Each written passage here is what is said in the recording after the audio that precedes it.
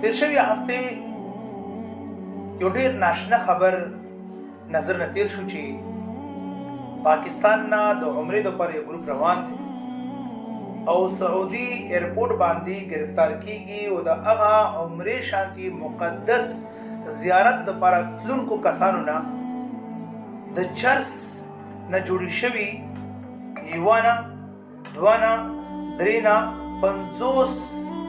تسبیحات د تسبیحو 50 جوړي تسبیحات چې هغه د چرس نه جوړ شوی دي هغه ورنه برآمد شوی دي او دغه په بنیاد باندې گرفتار شوی دا خبر چې ما ولیدو یو تصویر چا شیر کړیو یقین سره درته وایم چې د خبرې زړه کې درد درته پیدا چې ملاوټ خاصي په ملاوټ کې موږ پاکستانیان په دنیا کې اول نمبر یو